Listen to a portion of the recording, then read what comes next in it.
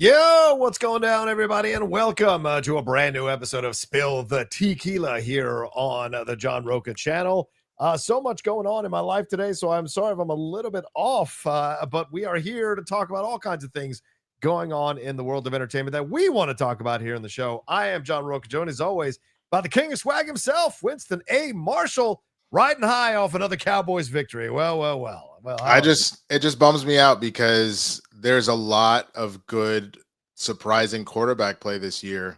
Yes. I honestly believe that Dak is the MVP right now just based off of what he's doing, but wow, the record doesn't reflect it because the defense is so boo-boo trash. Not with us, they weren't. Huh? Not with us, they weren't. No, I understand that. They somehow got it together. I think that's just the rivalry in us. Yeah, that's true. But, like, you know, Baker Mayfield taking that L helped. For sure. Last night. You just got to hope that, you know, quote unquote, the Chiefs are back, that they're not back. You know what I'm saying? Like they're still the team not to F with, but that, you know, maybe what's his name slows down a little bit. But I mean, of course, the big game we'll get to later on, of course, is the Broncos coming back on the Giants in the fourth quarter, scoring 33 points in one quarter to defeat the New York Football Giants. Oh, I'm not gonna lie, there was nothing more just titillating than watching Jackson Dart and Scatterboo just go, like, have you ever seen a frat boy sad? That shit is hilarious, bro. She's not gonna have sex with me. Bro, they're in a beer pong tournament. They're like, we are undefeated, baby, championship. And they get blood, like they got it down to one cup. This is it. We're done. And then the team they're playing goes on a 10-cup run. Just a 10-cup run, and then they can't even make their shit. And they're just like, what the fuck happened? Jackson Dart looks so sad, and Brian Dable looks so pissed because he goes, my fucking job. That's my job. But we're gonna get into all this stuff in week 7 a little bit later on in the show. But I just want to remind you all that please, the Streamlabs Superchats, that's how you support the show, support for the show here. Send in your questions, thoughts, and comments. You see it right above Winston's head. It's also pinned in the chats and description of the video as well. Send us love here. And I know right off the bat, we've got one from Mark Long. We will get to yours in just a little bit, Mark, but we want to jump into the stories because we only have a limited amount of time with our stuff here. We want to jump into this. Warner Brothers, beep, beep, beep. Warner Brothers is up for sale. The board of directors at Warner Brothers has finally acknowledged a potential sale of the company as they have, quote, initiated a review of strategic alternatives to maximize shareholder value. It's basically saying we want to sell this thing for as much money as possible. What can we get? This comes. This was issued this morning, which the board revealed that it received, quote, unsolicited interest from multiple parties and is contemplating them under consideration of the previously announced split and spinoff of the company, a, quote, transaction for the entire company and separate transactions from its Warner Brothers and or Discovery Global businesses. There's also, quote, an alternative separation structure being potentially offered, which would allow for the two entities of Warner Brothers and spinoff Discovery Global to merge. David Zaslav said that they had received interest from multiple parties, which has led to this review initiation. And this also comes as Warner Brothers today, Winston, announced a price hike for all its plans on streaming service. The ad-supported tier goes from $1 to $10.99, the standard plan from $1.50 to $18.49, and their premium. Sorry. The ad-supported tier goes up $1 to $10.99. The standard plan goes up $1.50 to $18.49, and the premium plan goes up $2 to $22.99 a month. And one more thing to add to this, Winston, which I think is really interesting. This just broke as we were coming on the air here, that Netflix is apparently interested again in acquiring Warner Brothers. This was updated just a couple hours ago. The story, Bloomberg is reporting that Netflix is interested in acquiring WB, but not the networks.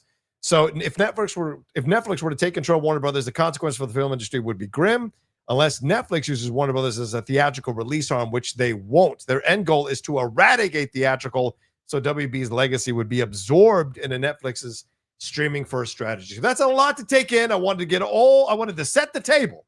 So Winston A. Marshall, take it away. What are your thoughts on this, bro? Oh, God, bro. I don't know what it is. I kept saying this week. It's only Tuesday. It's only Tuesday. And this seems like the most violently aggressive week I've been in a while. Wow. Like I haven't. Yeah. Like no one has actually tried to raise hands to me. Oh boy. Because then I'm really gonna have to like have some words with the universe. But like, yeah, shit like this aggressive ass raising of prices. Oh, like, I know. My lady took the dog out, Yeah. and the trash guys were like coming to move the dumpsters and stuff, and she's just like, "Oh, good morning," fully ignored her. And then like she was like, "Can you just please be sure to close the gate back? Like we let our dog run around in the yard. We don't want her to get out." Right. Fully ignores her, leaves the gate wide the fuck open on purpose. Like, Wow. an example of just like random just aggression. Yeah. Like, I was at the gym last night, and I just wanted to use Sorry. the row, Yeah. The rower. Yeah. The row machine. the rower with like the water. I mean, just like the low row where like, with the Yeah. pull system and shit. So I'm like sitting there, and I go to like the dude is on there. I was like, "Hey man, do you have any more sets left?" And he just looks at me, and I was like, "Nigga, you could have just said yes, I have two." And he was just like, back on and kept going. I said, "What is this aggression? Like what? It's almost 10 o'clock at night, my guy. Why are you mad? Like right now, I don't know what's in the air. Yeah. It just feels like people want to squabble up for no reason, whether it be professionally, corporately, physically. Everybody just seems like they're on edge. So I think everybody needs to just calm down, get excited to see some holla titties, some Halloween titties, as I call them, holla titties. Like everybody gonna be dressed up sexy something. True. For the ladies, you're gonna see a lot of the holla gutters. Everybody gonna get to see some stuff. Like chill out, eat some candy, watch a movie, like relax. Right. Fucking relax, man. and run back these goddamn prices before I have to cancel your shit too. Stop with your acquisitions before I have to stop watching your shit because all you're doing is getting people fired. Like, I just relax. It all feels so overwhelming at the same time, right? We had a wonderful weekend for people who wanted to protest. It was an incredible weekend. 7 million people came out all over the country, broke the records for protest numbers in the history of America.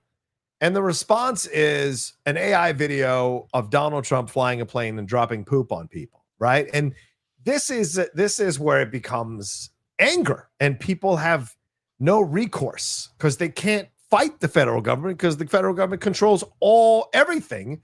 And if you fight, they're going to disappear your ass into a black van.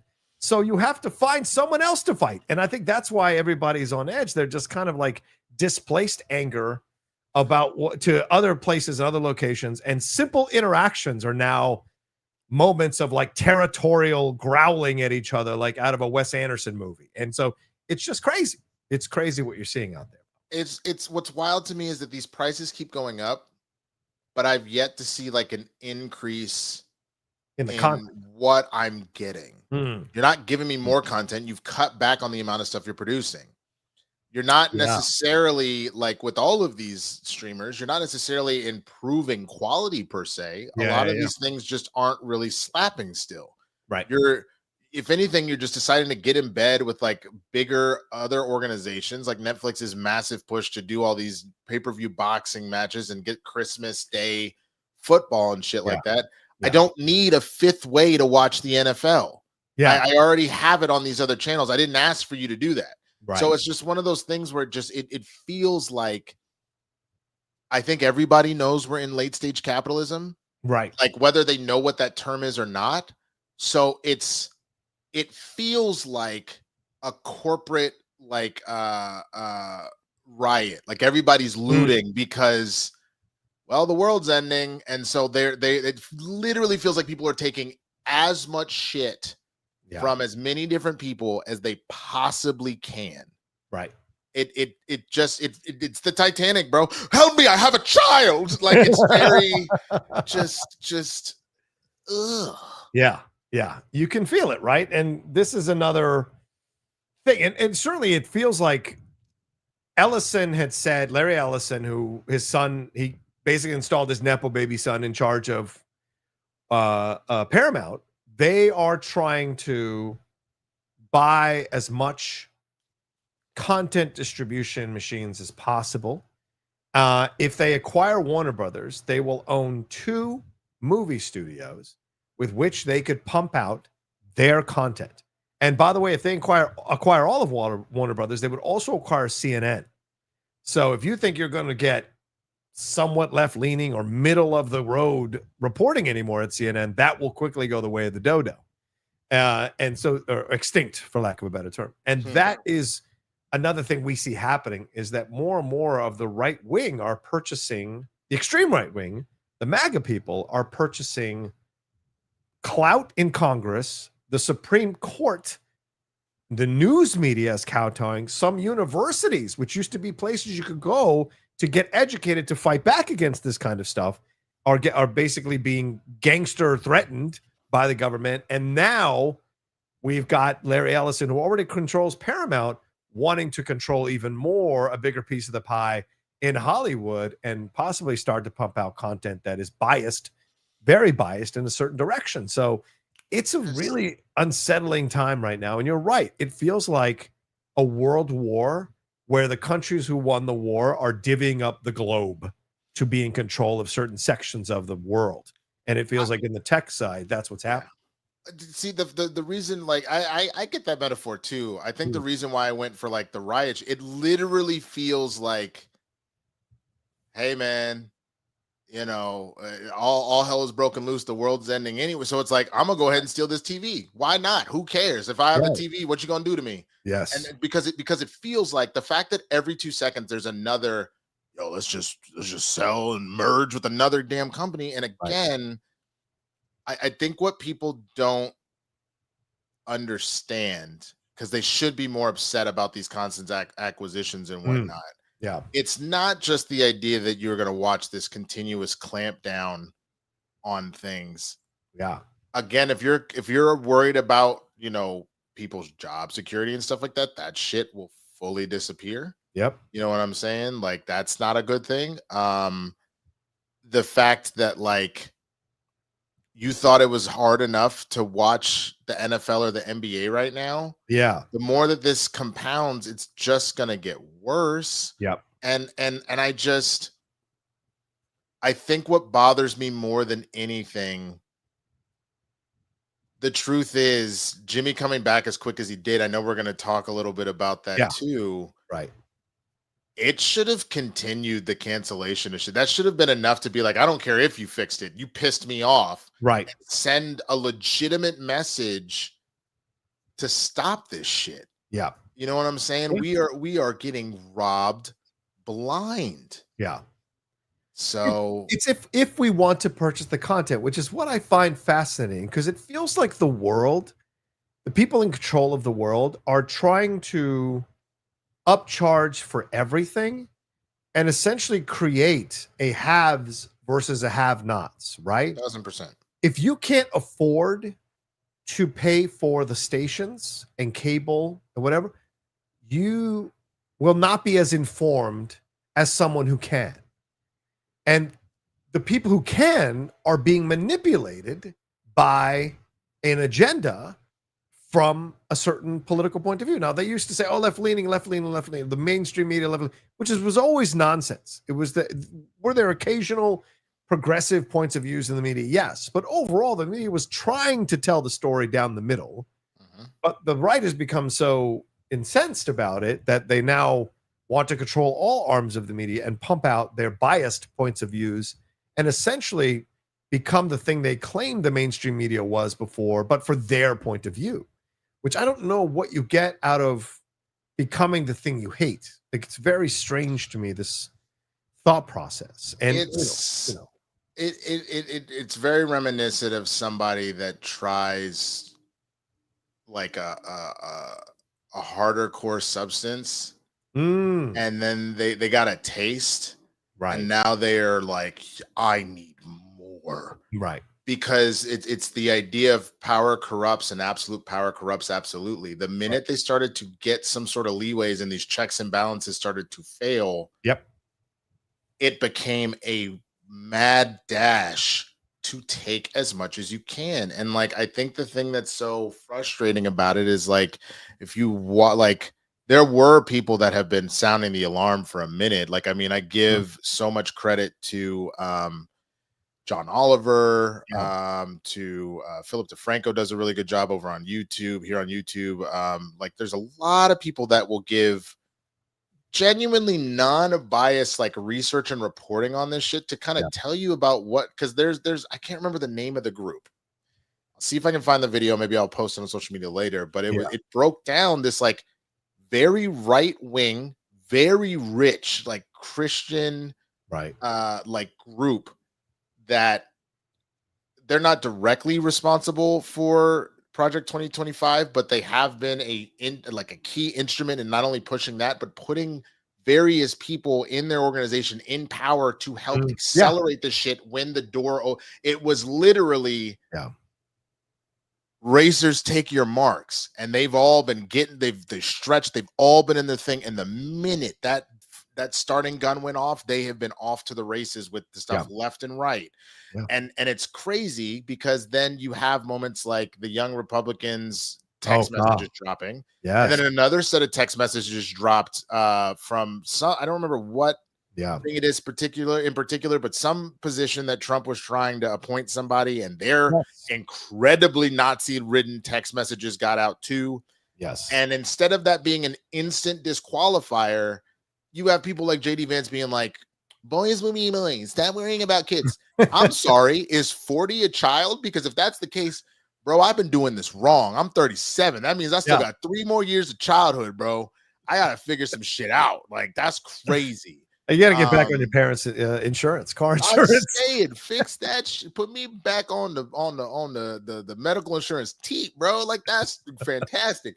But like, that's what I'm saying. There are things that in a million years growing up, I would have never thought people would be able to just fully write off or whatever. And we've somehow gotten to a place where it's either one, it's no response. And part of it is because people are so tired or so frustrated, or they don't want the smoke that they let shit slide, or they do speak up about something and then they're looked at like, you know, they're crazy. Just an ultra woke new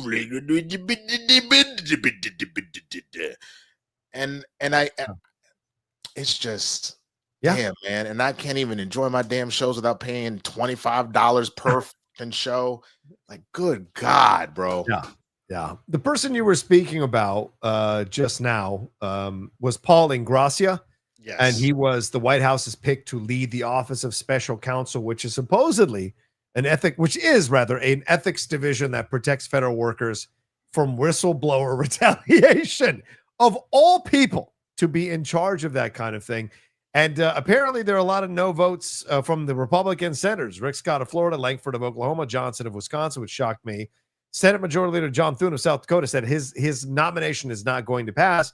And then, as if that wasn't enough, as you said, the text chat came out that showed Ingracia, a conservative lawyer and commentator, saying he had, quote, a Nazi streak. So these are the people that say, don't call us Nazis. And then themselves are saying, I have a Nazi streak. And he believed that the Martin Luther King Jr. holiday should be, quote, tossed into the 7th circle of hell. And what has been their response from the MAGA right? It is, well, AI, they could have, fabricated these text messages. It is not owning up to it. Or as you said, with the one from a few days ago with the Young Republicans, which disbanded their group after these text messages were exposed, where they also said they liked Hitler. JD Vance calling them kids, as you said, and saying we need to worry about bigger issues.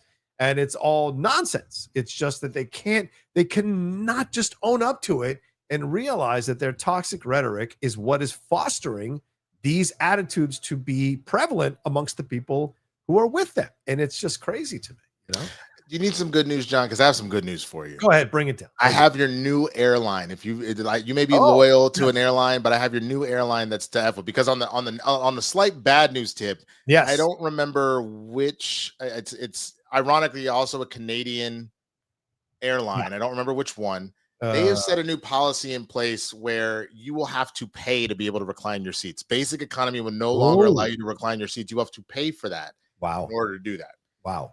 But a different airline, apparently Air Canada, is from now on offering free alcohol to all economy class passengers on all of its flights.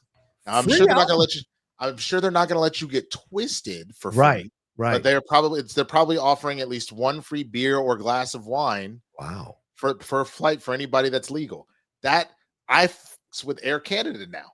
I guess if Air Canada flies from here to Texas when I got to go home and see my dad, I might be flying Air Canada to Texas because you offering me a free beer? Shit. What's that about? Yeah, you kind of like it. I hate you for that. Bring me the beer, guy. Hey, buddy. I'm not your buddy, guy. I'm not your guy, friend. I'm not your fan, buddy. Can I finish? Can I finish? Can I finish? Can I finish? Okay, finish. So, just to bring it all the way back to the Warner Brothers thing, the shares surged on the news, rising more than 10%.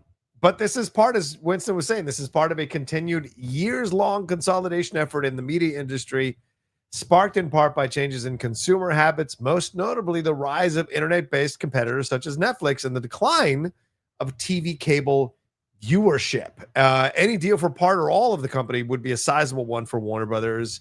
As of Monday's close of trading, Warner Brothers Discovery had a market value of more than $45 billion. However, it also carries billions of dollars of debt on its balance sheet. I'd love to be able to create a brand where I am rich, supposedly, but I am billions of dollars in debt, yet my company is worth billions of dollars. It's a fascinating way to exist in the world of business, that this is possible for a thing like this. So I mean, it seems like they're not rushing to do anything here, but I am worried about Larry Ellison.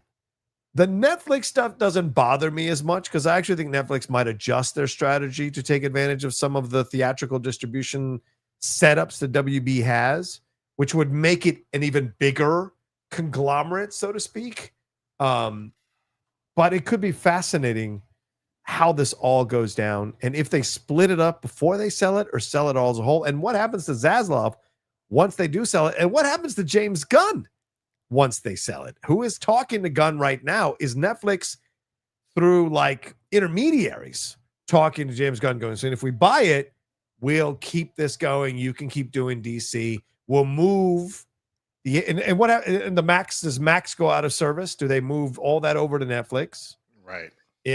Or is Larry Ellison through intermediaries talking to Gunn saying, listen, if we purchase it, you'll stay on, or we're going to get rid of you.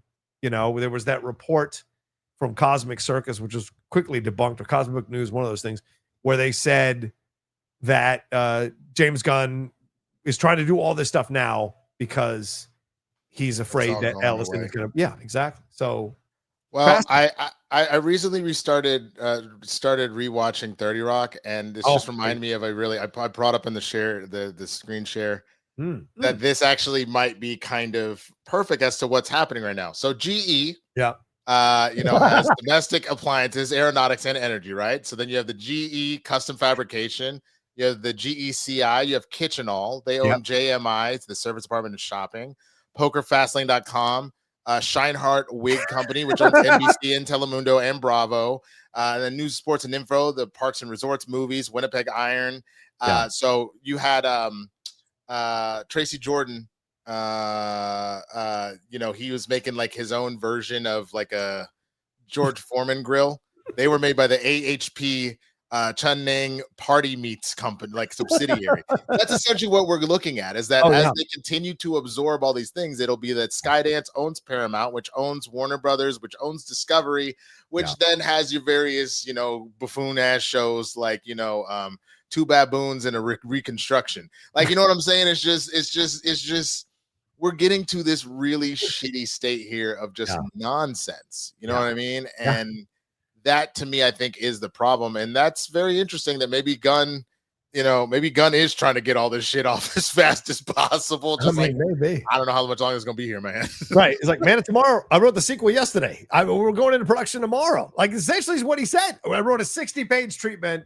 It's already done. The Batman took 5 years to write, but I wrote Man of Tomorrow already. Let's go. And so it's going to be really curious to see how this all goes down. And And what the timetable of this as well, Winston, like, is this going to be by the end of the year? Is stuff going to be in motion? Because I don't think it'll take time to be approved at all if Trump approves of the people in charge. If it's Ellison and Zaslav, Trump will be like, rubber stamp that shit. He's not even going to care, right? So, but if it's Netflix, I think it'll be a whole nother ballgame because there is attack from the right in Netflix all the time. So, that could be fascinating. But if I'm choosing between Paramount, run by Larry Ellison, and Ted Sarandos and Netflix, I'm going to go with Netflix if they're going to buy Warner Brothers. So, we will see. I get it. Oh, shit, bro. I just remembered. The NBA on NBC is back today. Do you remember that SNL sketch where there were words to it? Basketball, give me the ball because I'm gonna dunk it. Woo! That was what's his face who has the chair company on HBO Max right now. That guy, Tim Robinson. Tim Robinson. He was John Tesh's brother in that. Basketball, give me the ball because I'm gonna dunk it. Woo! If I could just hear it without the words, okay. I don't know why you'd want to do that, but fine, I guess. That was a good sketch. The NBA is back tonight. Houston, OKC at 4:30 our time, and then Golden State and the Lakers, especially after that excerpt came out yesterday of Westbrook and his comments about playing with LeBron, which I think were an incredibly fun read.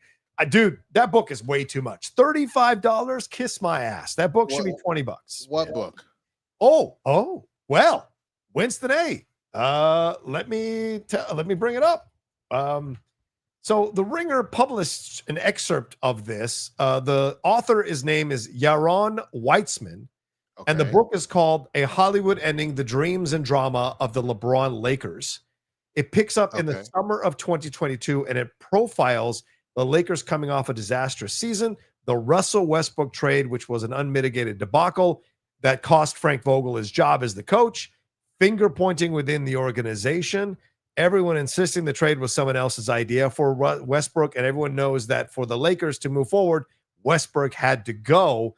And there's a lot of the excerpt they released was Westbrook's issues with LeBron, claiming that LeBron was a poser about everything, including having read the autobiography of Malcolm X, which he walked into a meeting holding, and when he was questioned about what his favorite part of the book was, he could not answer. Kind of like Trump saying that he liked every book in the Bible, couldn't name one book. I think it's really personal. What's your favorite book in the Bible? That's really personal. That's a personal thing. I'm not going to answer that question, but I, if I had to say every book, they were all good. They're all fantastic. But it's a fascinating excerpt that they released, and they even bring in Will Smith to supposedly, in the 6 months after he slapped Chris Rock, to supposedly bring the team back together, and it's what caused LeBron and Russell to basically break up because LeBron and Anthony Davis walked out before Will Smith showed up, and Westbrook's like, why the hell do I have to stay here if those two don't go? And they were those two could leave. They said, well, those two won a championship. Russell, you haven't won a championship. And that caused issues. And Russell blames LeBron for trying to trade him for Kyrie when Kyrie was available with the Nets. So I would read this all day. I would read it one day, but the fact that it's $35, man, that's way too much, bro. Way too much. That's insane. That's genuinely insane, and fuck them for that. Nah. Yeah. So absolutely not. Absolutely not. Let's move on to something else that is kind of interesting. Elizabeth Olsen is back in the news here because she is apparently interested in coming back to play Wanda Maximoff and said, quote, I'd love to come back and would jump at the chance to come back as Wanda Maximoff. Now, in the past, she's complained about how it was handled, how she was done in Multiverse of Madness. And she also said in this interview on Variety that if a movie is made independently and only sells to a streamer, that's fine. But I don't want to make something where streaming is the end all be all. So she's saying that she is not going to be in films that are streaming films. They must have a theatrical release or she will no longer sign on to be part of the film. So two strong stances from Elizabeth Olsen here. Coming back to the MCU, she wants to do it, and also will not be in a film that goes straight to streaming. So what are your thoughts on this? I think the second statement is more powerful, just because I don't believe that she's not already coming back. I fully believe that there is no way, especially with how she particularly died in the movie and all that kind of stuff, and what we're about to deal with. There's no way I believe that she's like done.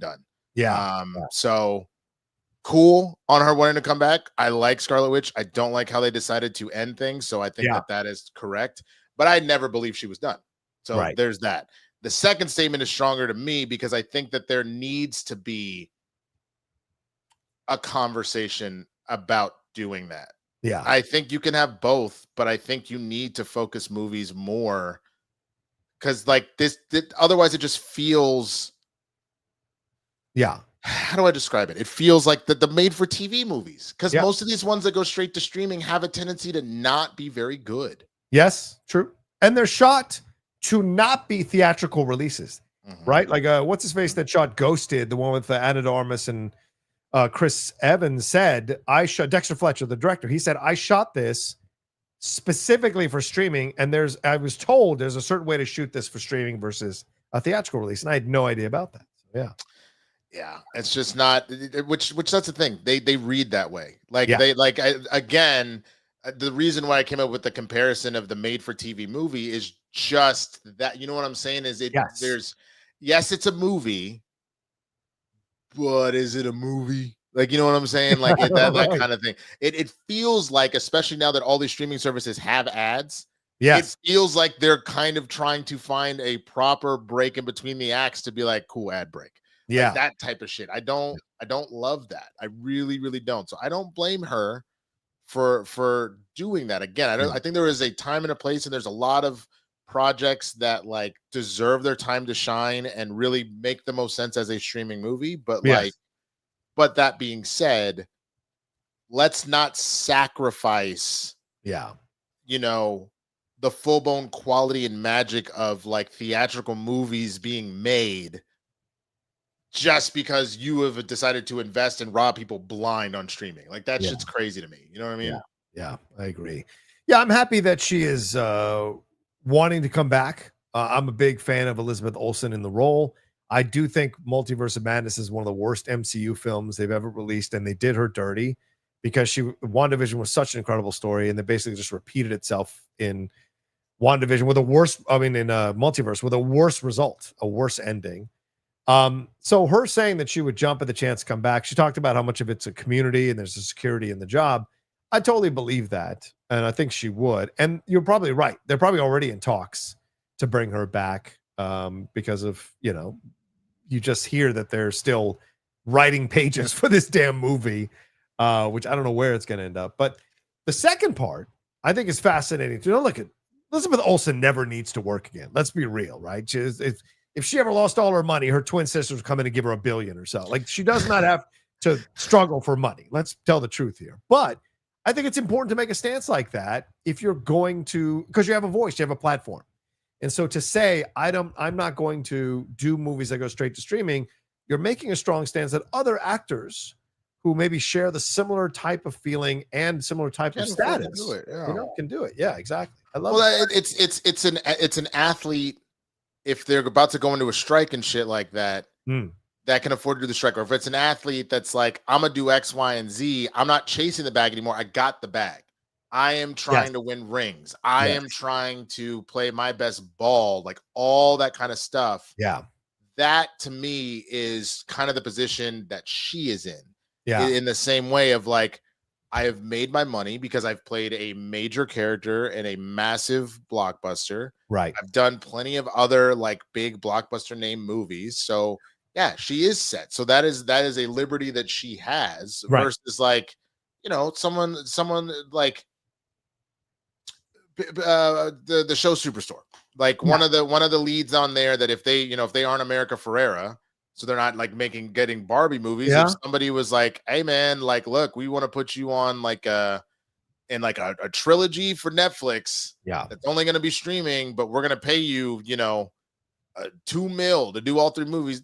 Hell yeah. Right. And that's not a knock to them as far as what they are as actors, but when you just look at the career that they've had, you can only imagine how much money they maybe have garnered over the course of time. Right. Versus somebody that has been an A-list actor. Yes. 100%. 100%. So we will keep tabs on that, and we'll see what happens with her return, and we'll see what happens with Doomsday, because it's starting to feel like they're overthinking the hell out of this into the ground, Winston. I want it to work, but man, you keep hearing different things all the time about whether who's coming back, who's not coming back, how many pages they're writing, not writing, rewriting. It's crazy what's going on with that movie. So we'll see. We'll see. All right, let's talk about this situation. Jimmy Kimmel, we mentioned it earlier, Winston, about the cancellations for Disney Plus and Hulu. It was covered here this week. We have some numbers to talk about with this situation, and I was very interested to see what happened here. But apparently, what they have found out through the research here is that the cancellation rates doubled for Disney Plus and Hulu amid the Jimmy Kimmel suspension and price hikes. But ironically, the signups for both of those services also saw an increase in the number of signups during the month of September, which helped offset those nixing their subscriptions, according to data that was released yesterday. So what are your thoughts on that? What went on here? Why were people coming back after Kimmel came back? Is that what the signups were? Or do you think these are new people that came on because they were excited that Kimmel was suspended? What are your thoughts on that? I think that's the hard thing. I think two things can be true at once. So I think that there are a number of people that were like, yeah, fuck Kimmel, and then they're fine with, they were willing to go re-sign up for something like that. I can also see a scenario where the people that then sign back up, like you said, like the numbers having gone up, the part of that having to be like, okay, I was doing that because you were talking about taking away the First Amendment, but you saw the error of your ways, and I need to watch my Boy Meets World reruns. Right. So like they went and signed back up. You know what I mean? Like I can genuinely see it going both ways for that. Yeah. So I am of the mindset that, like, again, something will eventually give. You cannot raise these this much. People cannot afford it. You have God knows how many people that have government jobs that are like not only being not paid, they're being threatened to be fired and all of that. Yeah. You have food cut. Like, bro, I went to the store the other night. I was like, oh man, I need to eat something real quick. Normally I would go get my Ralph sushi, which is, don't sleep on it. Like some people here, they go, ugh. And I'm like, no. Ralph sushi actually slaps pretty well. It's pretty good. It's pretty quality shit, especially because the one by my house actually has a real sushi chef. They're not like shipping this shit in. He actually dices this shit up and makes it himself. But that shit normally $8, quick, easy meal, $13, $14. I was like, okay, I can't do that now. So then I was like, all right, let me go walk around real quick. I'm gonna grab some salmon. I'm just gonna make some salmon real quick. I need a little bit of cereal. I'm out of cereal. Let me get some cereal. My girl wanted some ice cream. I got like all of that, and then I want to say like I grabbed myself like a Gatorade or something because I had just gone to the gym. Look, why did that shit cost $37? Wow. $37. And I'm not talking about a big ass piece of salmon. I'm talking about those individual cuts of like salmon that you can make for yourself for a meal. That shit cost $37, Rocha. Wow. So like something has to give. This idea that they can continue to raise these prices, as we talked before, eventually people are gonna make that. I'm just not gonna watch. Then either I'm gonna pirate some shit, or I'm just not gonna watch it, or I'm gonna learn to read again. I don't know, but like I can't do this. We cannot afford to continue to do this because you're not raising wages, you're not keeping jobs secure. You're making all these lies and saying that shit like that is happening, but it's not. Yeah. And the minute I think the real rubric is gonna be Christmas. I honestly think that will really make. I think that like the world may end up legitimately on fire when all of a sudden you can't afford to go home, you can't afford to get presents, and people are gonna get fucking pissed. I think that will be the thing that's gonna do it. And not just that, planes falling out of the sky because you've got people who are not qualified to be in those positions or have been fired or let go because of stupid DEI prejudice against people who were against anybody who's a person of color or a woman, because God forbid you could actually legitimately earn the job. They've been firing all these people. We've seen planes falling out of the sky the first few months. Now we're going to get more planes that will be around at Christmas. What's going to happen then? So yes. And the air traffic controller standoff that's happening. There's a lot of drama for Christmas. And what will be the consumer price index? Consumer price index. Yeah. Will people spend money? Will people buy presents? Will the economy go down during Christmas? Because after a year, like, you can't keep calling it Biden's economy anymore. Like, kiss my ass. You've made all these moves, tariffs and all these things, and threatened all these countries. At some point, it's no longer Biden's economy. Own your shit. And that's what we're gonna see. Yeah. My day job, bro. I was Yeah. talking about this the other day. It's gonna be rough because like they where they messed up is they did not properly. They decided to just sit on the fence and wait. So they didn't really make any statements directly to customers that are spending a lot of money about the tariffs.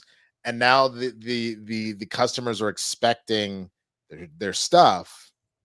And we have to be like, ooh, we didn't import it because of tariffs. Yeah. So you're gonna have to wait a little bit longer, mainly because they're like, well, we're trying to not put the prices off on you, but make that statement as soon as you decide that. Don't wait until now. And how then people will go, then I'll go somewhere else. Right. That's the thing. Right. And I think that's the thing that's so crazy. He has disrupted everything in such a way that like it is going to affect every level of this game.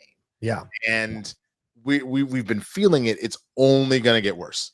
Yeah. Like I can only imagine how things are going to go. This might be the last season that you see stadiums relatively full for sporting events. Maybe. Because people are not going to be able to afford to do that. The fact that concerts have already taken a pretty major hit. Right. It's because people like, I already bought them tickets 6 months ago. So this is before shit hit. But like now, after everything that's happening, like heaven forbid an artist turn around is trying to, go on tour. People be like, I can't go see no new Beyonce Act 3. I can't afford that. I cannot. Like, you're going to have to stream me in because I already paid $50 for HBO Max. So she better go ahead and stream that shit to some HBO Max. But you got to wonder who has the money. Like, you've got to wonder that because, like, the Sphere is doing just fine. They put up an AI, they put up the Wizard of Oz, an edited version with AI, and they are charging $100 to $250 a ticket, and it is selling out. So much so that they are now looking at other films that they are going to do the exact same thing with to be put up there on the Sphere. So you're like, who can afford this? Because from what I understand, Vegas tourism is in the dirt. It's in the crapper. It's so bad there in Vegas. So who is flying? Who can afford this kind of stuff? But I think it's the same thing that we've seen all over the place. Anybody that has been rich or like on the verge of rich, they're fine and they're still doing the things that they want to go and do. Right. It's just everything around it isn't happening. So when you look at, say, if you were to turn on the game right now for the Rockets and the Thunder, I bet you all of the courtside and anything on camera frame fully full. Sure. Because the rich can afford that shit. But if you start pointing that shit up to where the nosebleeds are, considering that nosebleeds now are like $200 a pop, which doesn't make any damn sense. Yeah.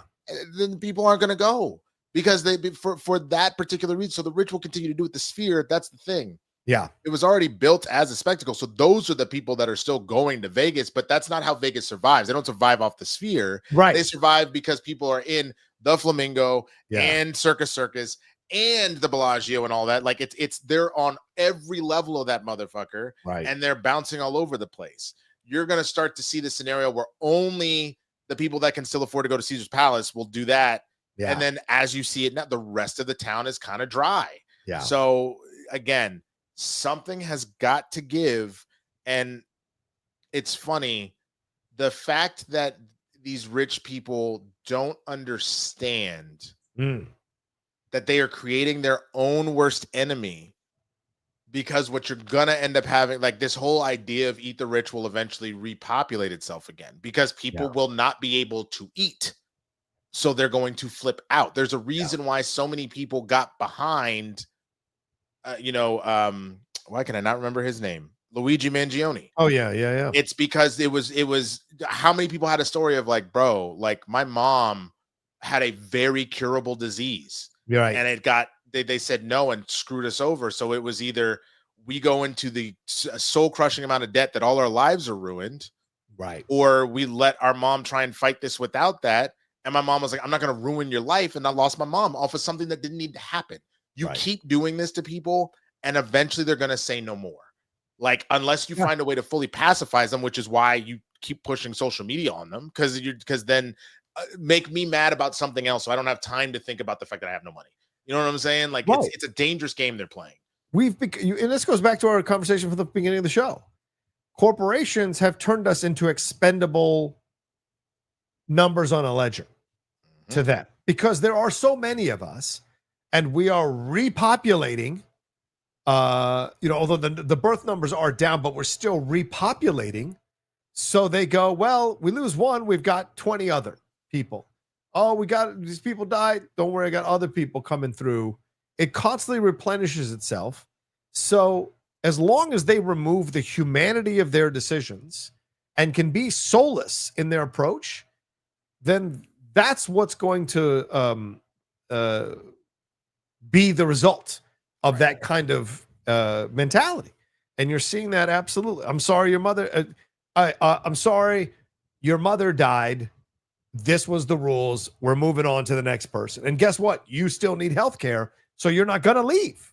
So it becomes that whole thing where we are expendable numbers on the ledger. I think everything is happening now. Bombing those boats in Venezuela, those are, to their minds, those are expendable people. Whether they're drug dealers or not, I think they are. Therefore, they're expendable to me. And this is what we see, even in our society, right? We're seeing this. The people want to shut the government down. The government shut down. We're going to cut these programs that are specifically going to impoverish and hurt and damage people who are progressive or liberal or vote Democrat. We are going to cut those programs because we see those people as expendable to use in this battle with the Democrat. And that is where it becomes, we no longer become a Christian nation. We are a hellish nation on earth. We haven't been one for a very long time. No, we don't act like it, because Jesus would come down and he would be absolutely ashamed. Oh my God, yes. Yeah. And the fact that people try and claim it in his name, like, we don't need to get into a full abortion discussion, but the fact that you want to sit here and say you're here for protecting children, but then you're literally cutting programs to protect other children. Right. You know what I'm saying? Like, that miss me with that shit. But to that point, I have said this before, that I'm ageist at this point, and I think all these rich, old rich motherfuckers need to bounce, whether that be in companies or in politics. You go away. The point was, you're supposed to have your time, and then the way you preserve your legacy is you pass it on to the next generation, and hope that you instilled stuff in them that you could be proud of, but it's their world to inherit. So the ideas that Bernie Sanders has, I don't have a problem with, but he is another one of those people that needs to go away. But I give him credit about what he said recently, when someone goes, well, you see the Republicans are trying to take this and take that away from liberals. Why don't you advocate for the same thing from taking away from MAGA? And he goes, because that's not what my job is. And that's not what humanity is. Right. It is not to sacrifice people that are all considered your countrymen and your neighbors just to be petty and vengeful and right. It is to fight for the right of people's humanity. And I gave him all the credit in the world for that. I stand by. I'm glad he goes on tour with AOC. He really needs to let her become the centerpiece. Sure. And really step back, and then eventually even give up his seat, not because he has bad ideas, but you're damn near 80, bro. I'm no more 80-year-olds in politics. I'm done with that shit. I agree with you 100%. I mean, you look at Schumer. I mean, I don't know if you saw the John Oliver breakdown of Schumer. You can't watch that piece and walk away from that going, oh yeah, this guy should be in charge of things. It's not. He's all the old people in the Democratic side need to remove themselves or get out of the way. Young people need to come in. Mamdani, AOC, the squad, all of them, and especially with social media people, like we've seen with the Gavin Newsom social media account. This needs to be what carries the day. If you're going to fight the fight, you're going to have to be smarter, quicker, nimbler, and improvise in these situations in order to survive and do better. That's what you need to do. And right now, that's not happening. People like Schumer and others, Pelosi, all of them are just these old, rigid statues that are so heavy to move. But you've got to move them out of the way, or else we're going to get swamped. Real quick, I see some people in there being like, Oh, except for Bernie, nah, man. Like that hits different. I'm like, guys, I need you to really think about this. This is where I'm like, I wish more people watched anime, to be honest with you, because what is the main thing that ended up happening, say, in like Naruto? You end up in a scenario where the third Hokage, which is the one that we're first kind of introduced to as like the main chief of the ninja village, right? Yeah. He's old as hell. Now, he actually did pass the mantle, and unfortunately, the mantle he passed it to, that person died before the story started, so he had to take it back up. Yeah. But you were supposed to pass the quote unquote in that show, the will of fire, to the next generation to carry things on. You teach your students, you teach the people coming behind you so that they can continue the shit on. So yes, I love Bernie's ideas and what he stands for. Right. But I am genuinely done with someone born in 1941. Yeah. Being somebody in charge. Like, you're not going to be here for 2041. So why are you still the one running things? And that's not a Bernie specific. That is for anybody of his ilk in that age. Right. That does not make sense. You will not be here. We need to be making decisions for ourselves. I want you to imagine that no matter how great your parents are, is if you never were allowed to do anything, buy your own car, run your own household, choose who you're, none of that shit. Because you know what? Your dad was just really good at running the house, so your dad should continue to do it even though he's at a fucking retirement home. Yeah. But that doesn't make logical sense. I don't care how wonderful they were as a leader in their prime. Yeah. Yeah.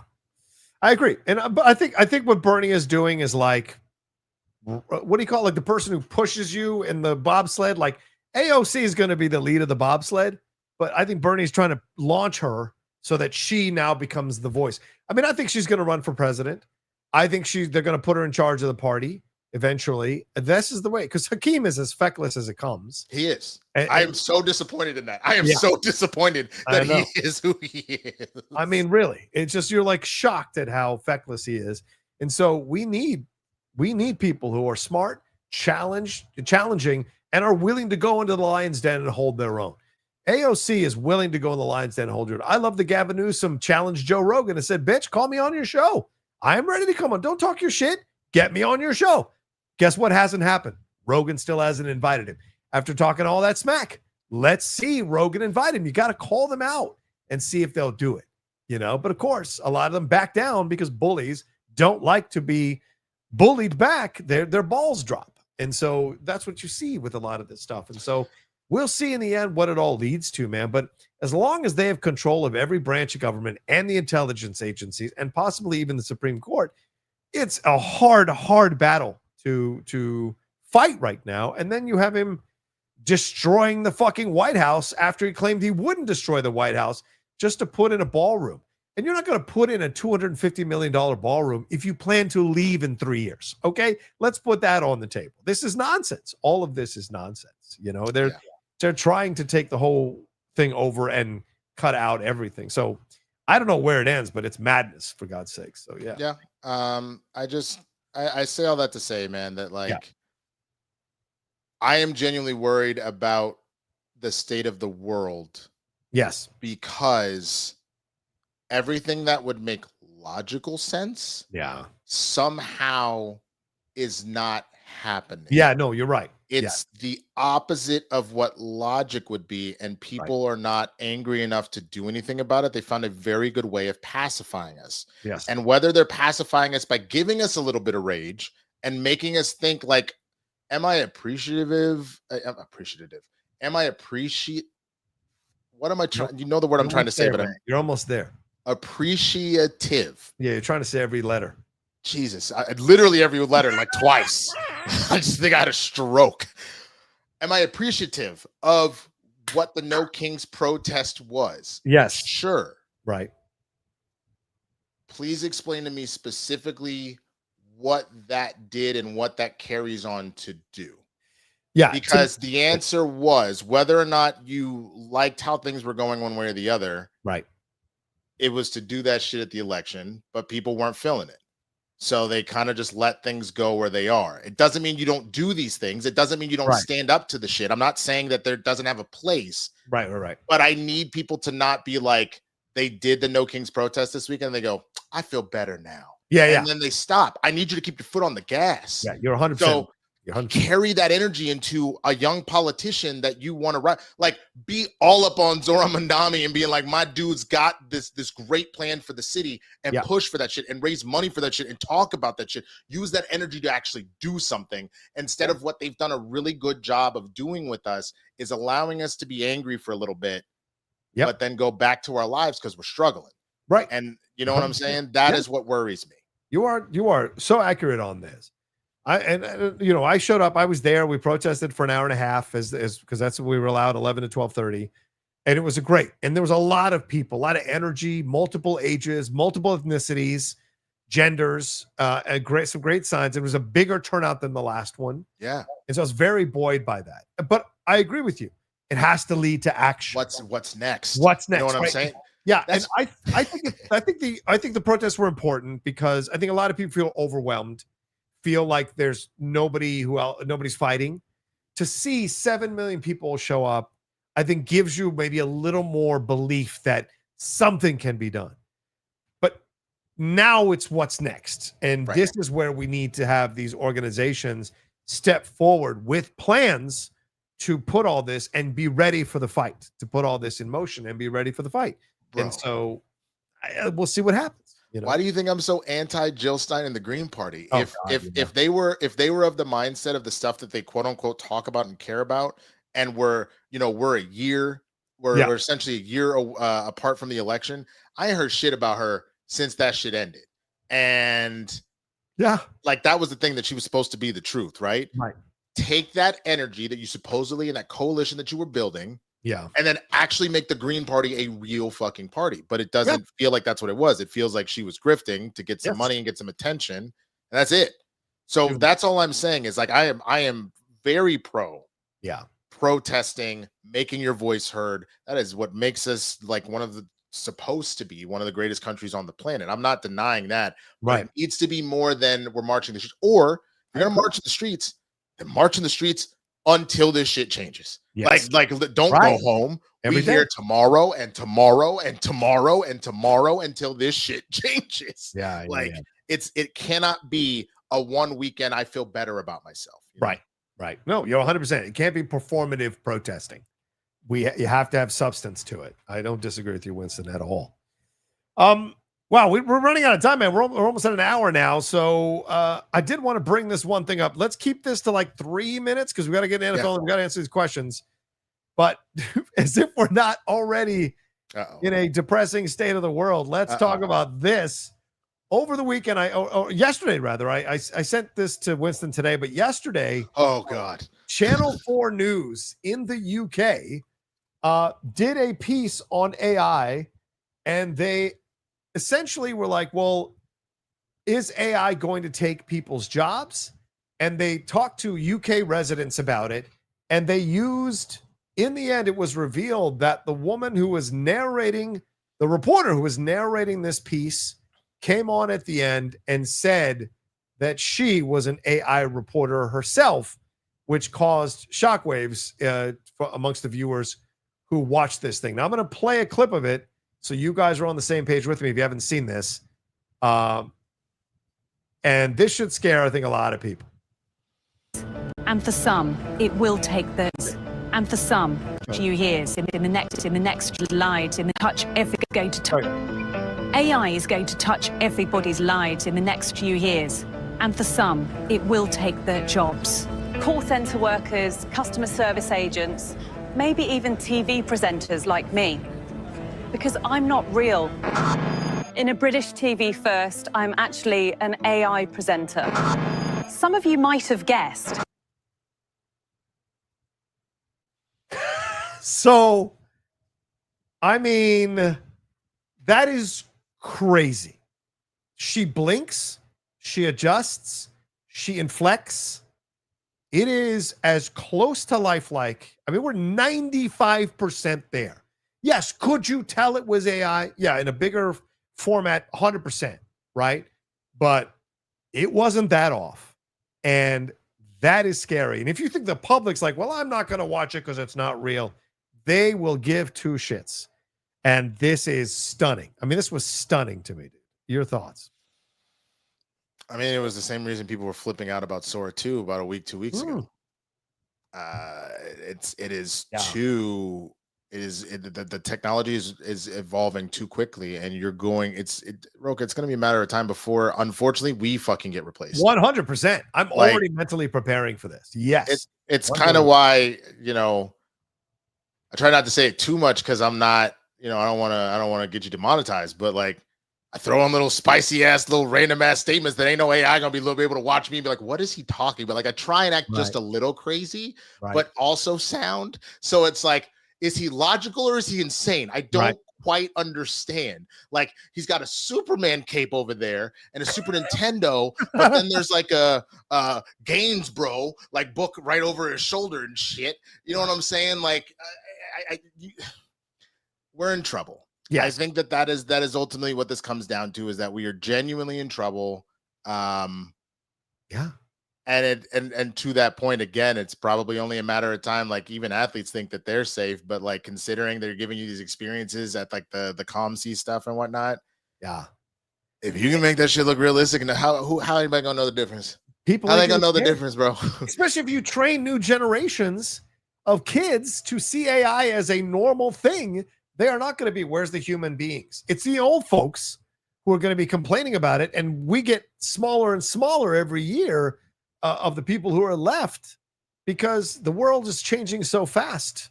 And younger people, like I've seen it already, like they don't turn to old movies. They don't go see old shows. It's less and less people doing all of that because they enjoy the idea of AI technology and the new toy they can play with.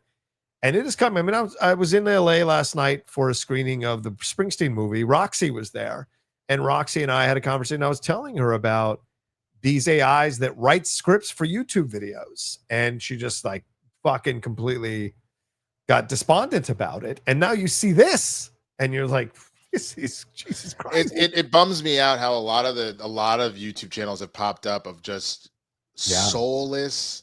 Oh yes, AI narrators about a subject. And it'll be like, here are the 7 types of intellectuals in Marvel. Yeah, Spider-Man. He's like he's very, very smart. But then, like, a step above that, you got Hank Pym, and then and they'll give random stats and they'll pull random stuff, but it is clearly all AI generated. Yep.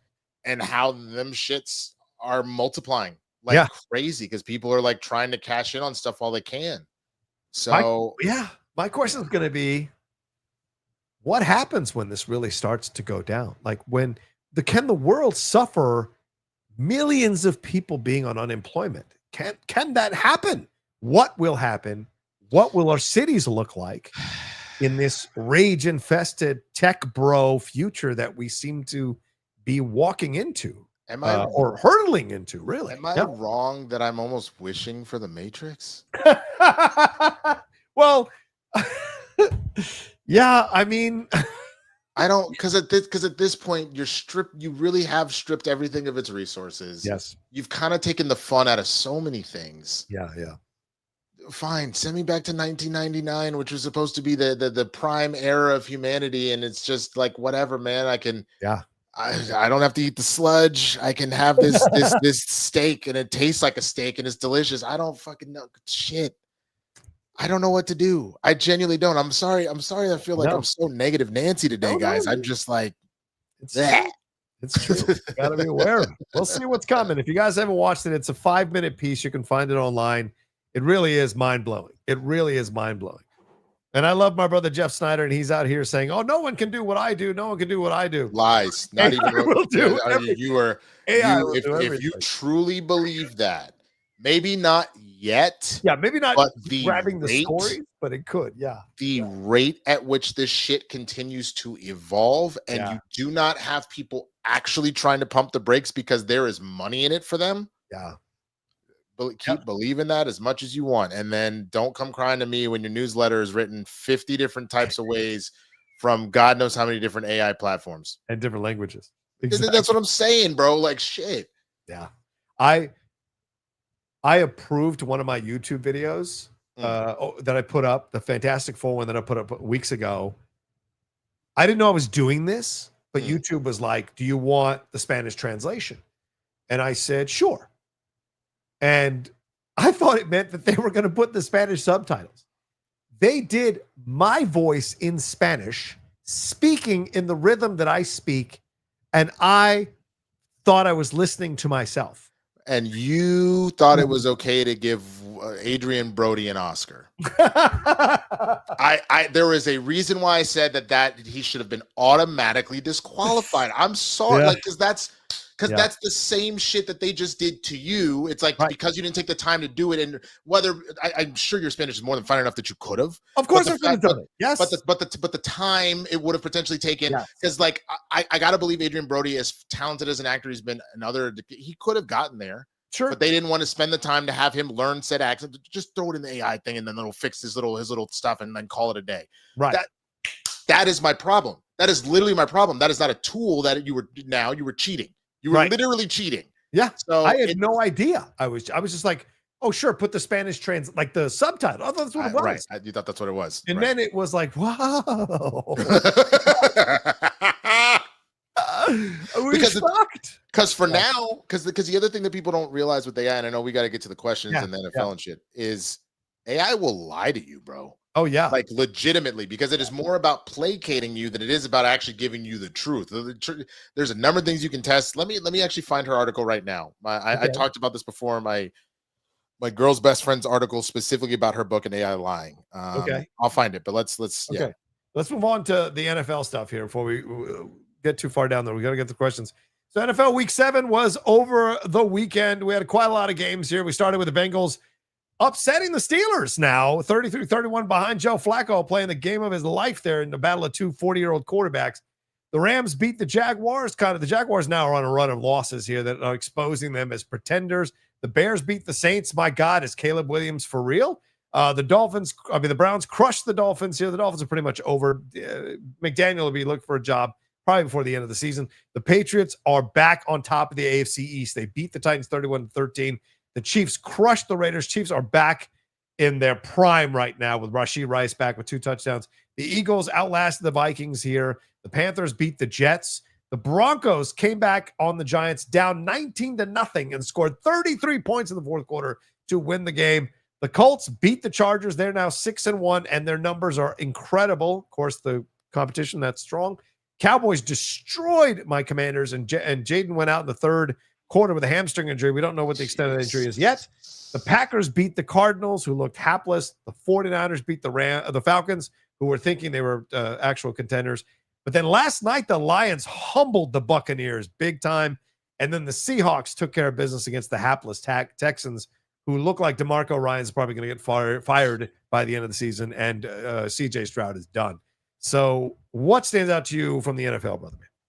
Well, just to respond to the Texans thing, I don't know if DeMeco Ryans is done. They're gonna have to take a serious look at CJ Stroud, but I think it's that O-line. That O-line is god awful. It is bad. It is like CJ is getting chased every 2 seconds. Nobody can focus with that. But I remember watching that game and being like, man, the Seahawks are whooping that ass, but they weren't. That Texans defense is insane. Yeah. They kept them in that game the entire effing time. The offense just could not get rolling. Right. So I think DeMeco will be okay, but they need to make some serious adjustments for sure.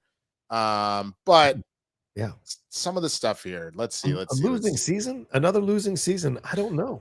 It's not good. It's not good, but they have to take a serious look at stuff. 2-5, man. That's not good. Yeah. I mean, I think that the Bears got their eyes open. I don't think they're as good as they think they were becoming. Like, yes, you won, but why are you allowing the Saints to stay in it with you most of the game? That doesn't make any sense. Yeah. I think Mike McDaniel needs to lose his job immediately over in Miami.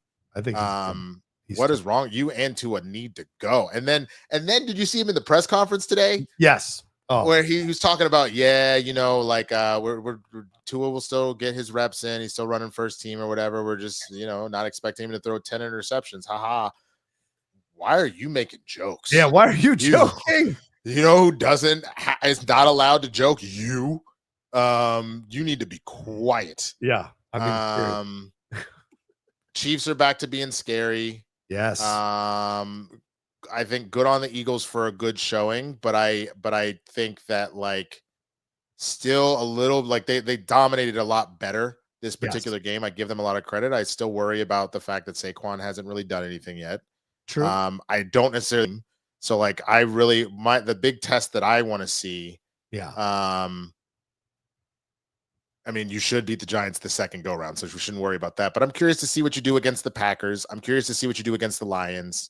I'm curious to see what you do against the Bills later in the season. Right. If we can turn the tide this time with the home game, like I'm curious about some of that stuff. But we'll ultimately see one way or the other. And then like kind of the last few stuff. I think the Broncos are legitimate. Yes. I think Dable is probably going to get fired. Honestly, I think Dable is going to lose his job. I don't trust the Colts until I see Daniel Jones in the playoffs. In the same way that, like, even if the Cowboys make it to the playoffs, I don't trust them until I see Dak actually start to put together a string of victories in the playoffs. You know what I'm saying? Yeah. And I think that the Buccaneers are still a threat, but now that's twice once you've gone up against legitimate teams. Yeah. You got humbled. Not to say that the Seahawks and the 49ers were not legitimate teams. They are, but they had to be super close. Yes. And now you've got a lot of injuries that you're hoping that you can overcome. You just lost Mike Evans till maybe 2026, the start of 26. Right. So not the new season, but at least till January. Yeah. So those are my thoughts on overall. How are you feeling, man? I'm sorry about that ass whooping. No, please. I knew from the opening quarter we were going to lose that game. Some things you just know by watching how the team is playing. And like we came out flat against the Chargers as well, but the Chargers led us back in the game and we won. The Cowboys clearly did not. And our defense, our secondary is dog shit. We fixed the running issues and now our secondary is getting picked apart like crazy because we can't get enough pressure on the quarterback to give our secondary time or, to not strand our secondary out there.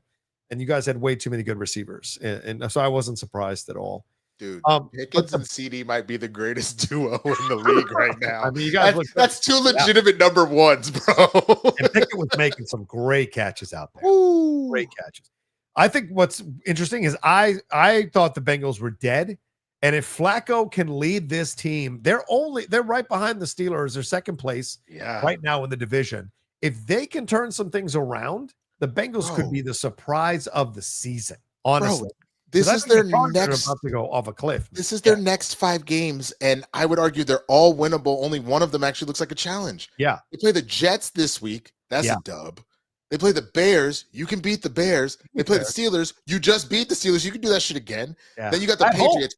At home, right. You got the Patriots. That'll be tough. That's going to be a rough game because Drake May and the Patriots look serious. Very good. That might be the only like legitimate loss that we're looking at. And then you got the Ravens who don't look good, and who knows if they're going to actually put Lamar back in or not, or just say screw it and take the season. Like if they can win through that, supposedly Burrow is back to start in December, so then he can deal with Josh Allen however he needs to, and then you're pretty set, bro. And I'll tell you what else makes you set. The fact that you have a starter and a backup who can start, that gives you an advantage over a lot of teams going into the playoffs if they make the playoffs. So that is a fascinating situation as well. This isn't a Cooper Rush situation. This is like the Flacco has clearly proven over 2 games. He has thrown no interceptions in 2 games. Think about that. That's amazing. 7 touchdowns. I think that goes to show once again that that the Browns are a dumpster fire. Yes, it's not that Joe Flacco is old, so I'm not going to call him, a spring chicken, but he's clearly not fully washed. Yeah, but the Browns are, because that's insane. That is literally insane that Flacco immediately came over here and bought. Now, mind you, you've got Jamar Chase, arguably greatest receiver in the league, if not top 2, top 3, whatever, right? And then T. Higgins is nothing to slouch at, but the run game ain't been shit. Chase Brown hasn't been able to do shit. And then all of a sudden you just needed a competent quarterback to get the ball to those receivers, and that's it. You know what I'm saying? And so dude, I hope so. Cause I actually really like the Bengals. I always kind of have. I've had a soft spot for them. Yeah. I love me some Joey B. So if Joey Flack can hold it down for a little bit, then good. Then let them be the one to represent the AFC. You gotta call him. Don't you have to call him JoJo? You have to call him JoJo, don't you? Both of them, like JoJo. You just got JoJo. Win the game. JoJo, not Joe. I need my JoJos. No, that's how you get fat. You eat too many JoJos. Oh, the Trader Joe's. Yeah, the Oreos, the JoJo's. Those are only allowed four at a sitting. That's all I'm allowed. Yeah, and that's so, like Jeremy Miller. The thing I was saying, and like I know Matt's not watching, but like real talk. Yeah. The truth of the matter is that the Browns have had actually a number of good quarterbacks, but they ruin everything they touch. Yes, 1,000%. 1,000%. Their defense. If you could marry the Cincinnati offense and the Cleveland defense, do you understand that team would wash the Chiefs every day? Oof. Like because the Cleveland defense is legitimately good. I will give them credit, but it doesn't matter if you can't score. Who cares? Kind of like the Texans. The Texans defense is fantastic, but if you can't score, who cares? So same thing. If you could give Cincinnati a Texans or a Cleveland, oh my God. Right. No, 1,000%. 1,000%. If you could give Dak Prescott one of those defenses, it's over, bro. Yeah. Craziness.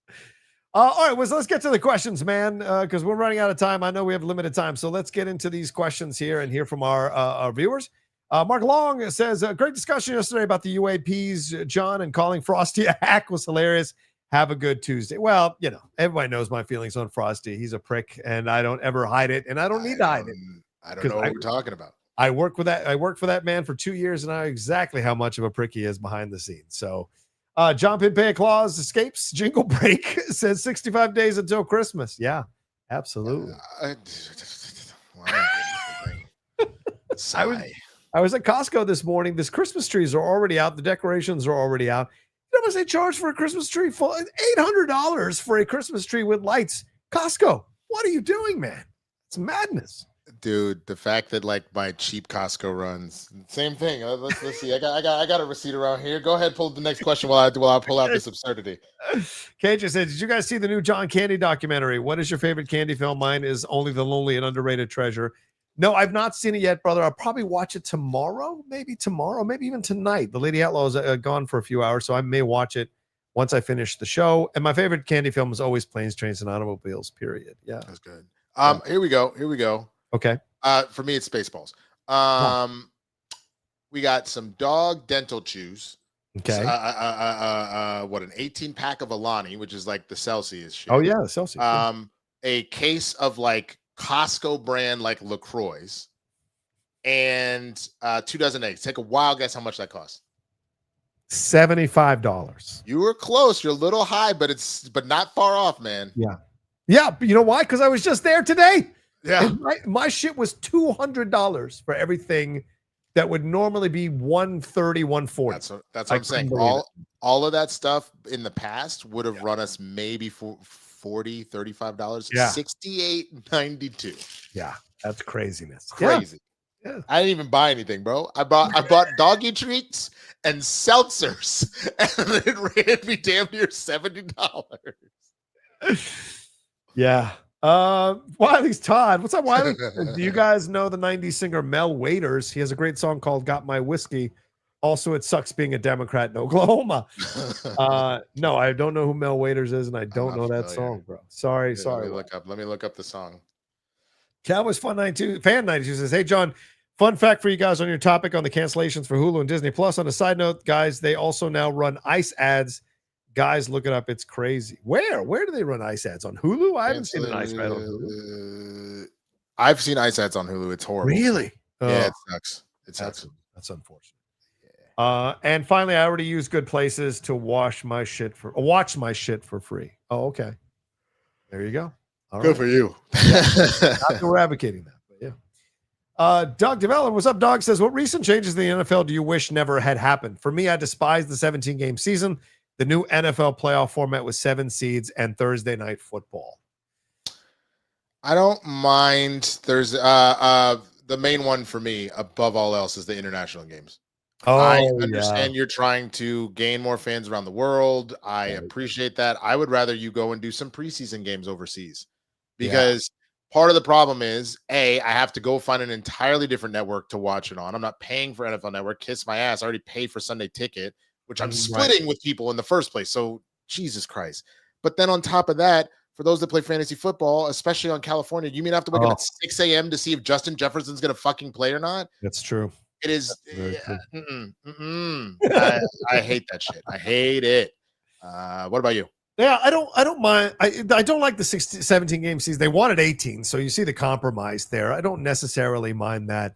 The new playoff format, I don't have an issue with, or Thursday night football, I don't have an issue with. But stop fucking with the kickoffs. I swear to God, it drives me nuts. The kickoffs are the kickoffs. Stop. I don't care about. Just stop it. You can't move until the ball's in it. Like nonsense. I just hate all the kickoff changes they've ever made. It should go back to how it always is. You kick it, someone gets it, tries to run it back. That's the only issue I've had. And I think there should be more replay. I think there should be things where you can challenge more on some of these calls, because some of these calls are just dog shit that they make. Yeah. Disney Collector, I'm upset with this WB news. WB, Sony, Paramount, Disney, and Universal are the big five from golden years of Hollywood. We lost so many old school Hollywood studios, and it looks like we will lose another. Yeah, it's almost like the Vegas hotels, Winston, that like got destroyed. The Sands, the Dunes. Now comes the new ones. It seems like that as well. What's happening here? Oh, I guess Sony was Columbia. I was like, Sony was not one of the big. But Columbia. That's the And I mean, you're leaving out Fox. Fox was around for a long time, and then it got absorbed by Disney. So it wasn't just 5. You had 6. Yeah, and here we are. You know, so yeah, this is not a good thing. This is. We need to stop treating media like there can only be one Highlander.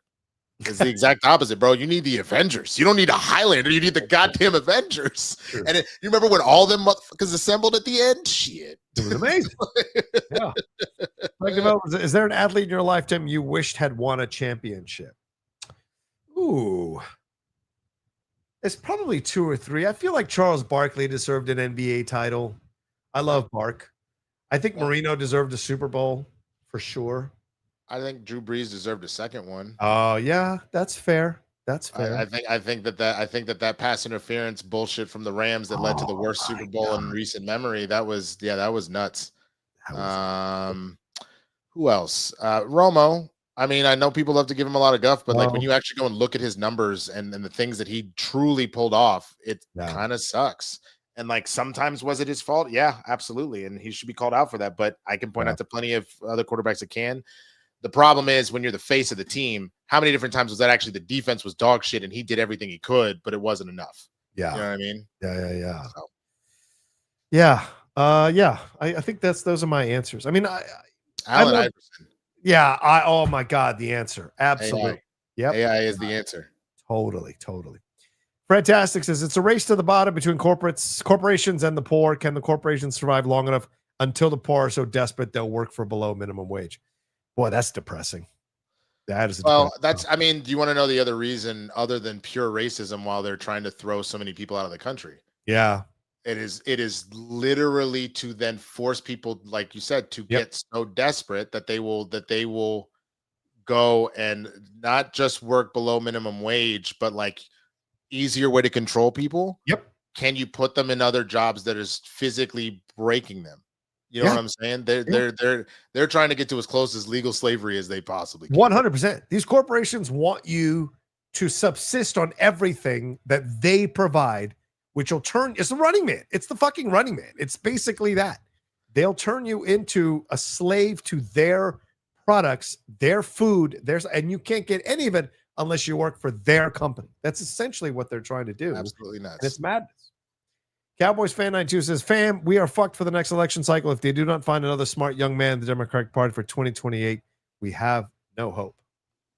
I'm not that despondent, but certainly there is questions to be asked. Who is standing up? Who is standing out? Newsom seems to be the answer, but we'll see how many people like him in the end. I think the main thing that we're going to have to do is you're not only going to have to find people that are willing to show some backbone, but there's going to have to be a serious question. And I hope we've maybe learned our lesson just after what has now happened in 2 different times in 3 election cycles. Yeah. We cannot sacrifice the good for the great. I am not saying that you do not hold your politicians accountable. You absolutely do. They work for us. Right. But I am so terrified that there will be so much more infighting yet again. And again, if you're going to do that, then make a legitimate third option. Yeah. Stop trying to like splinter shit off because it's not based off of how this system works. It doesn't work like that. And so I am a little concerned in that there is a level of anger or apathy of like, if it's not my perfect candidate, I'm not doing it. Right. Great point. Yes. Disney Collector 021 says, because of you guys, I started my anime adventure. I'm starting the original Dragon Ball Japan version. It is a drag. 120 episodes to go. Pray for me. LOL. Look, man, I have seen Dragon Ball. There is certainly some stuff to love about it. I'll be honest with you. It's better to have read the manga of Dragon Ball, like when Goku is a child, and then jump into with Dragon Ball Z. I would have told you to do that all day. Not because that the anime isn't good, but it's just a different beast. That's not where I would have told you to start. To be honest with you. If you want recommendations, come ask. I'm happy to give them. But that is not where I would have told you to start. Doug Developer says political scientists say it takes 3.5% of the country to protest to make change. That will be 12 million. Well, 7 is good. We're getting closer. Is that what we hit? We hit 7 million this. 7 million over the weekend. Yeah. And there are probably a lot of other people who wanted to come out but didn't, maybe out of fear or concern. Certainly the threats of ICE possibly showing up maybe affected other people from showing up. So I imagine there is at least 12 million people who are unhappy with what's going on right now.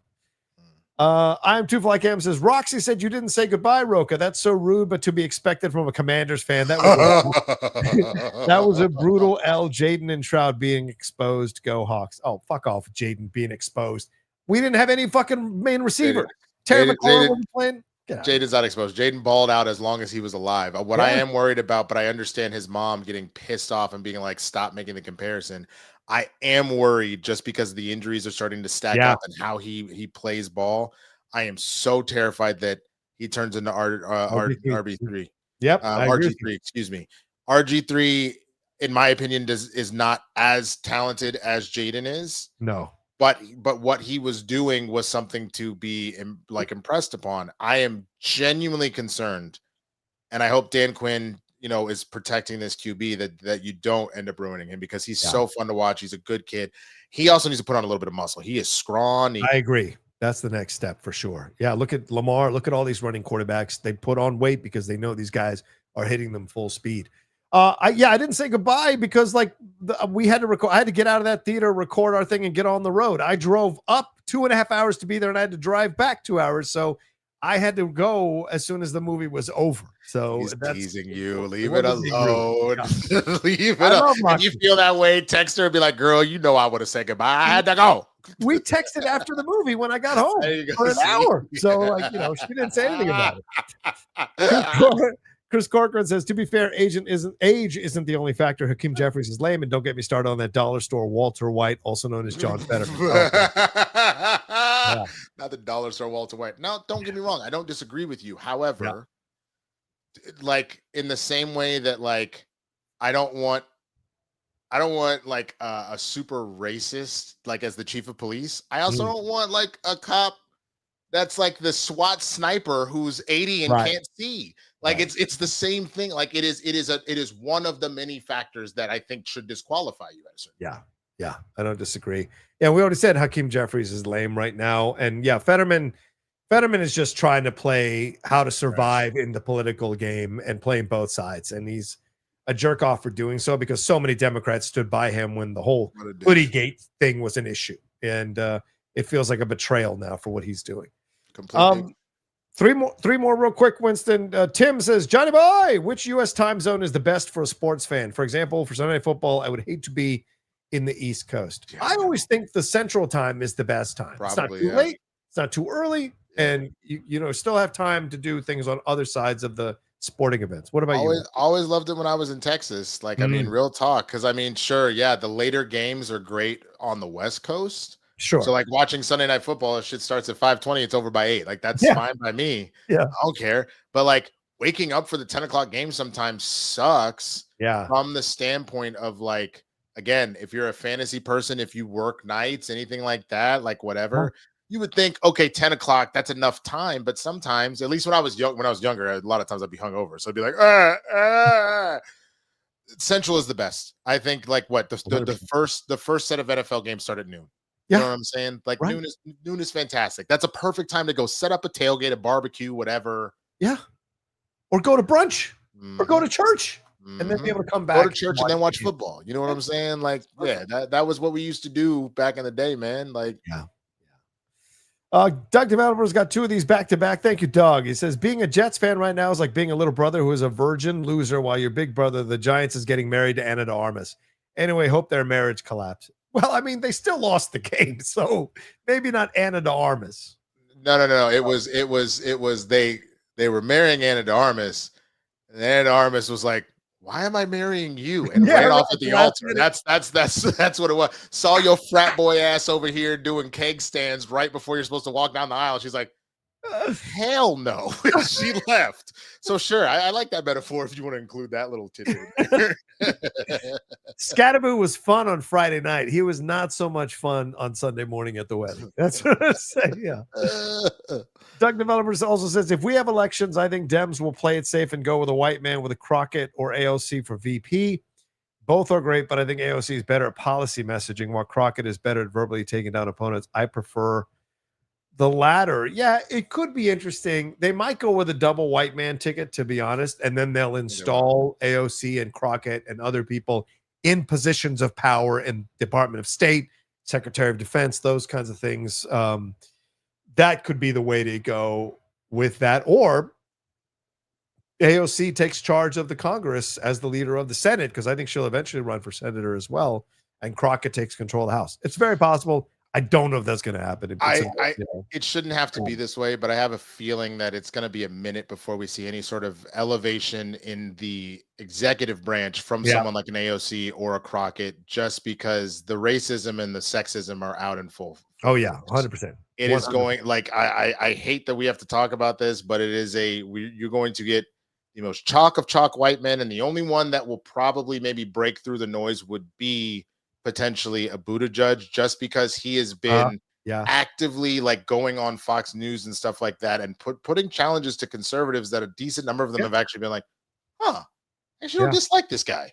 So I think that there's a better chance of one of the two of them getting the ticket, and then the other one being the VP on that. Great point. And kind of moving that direction. And then eventually I think there is an opportunity for an AOC or a Crockett or whoever to then try and make that run for president or be a VP or something like that later. I agree. Winston's got great points. 2 last ones, Winston. I know we got to go, but real quick. Fiona George, I do definitely think Wanda's coming back at some point. They have her other son coming back in Vision Quest, for God's sakes. It's just finding the right time and story. Yeah, I think Doomsday. She's actually coming back for Doomsday or Secret Wars. 1,000%.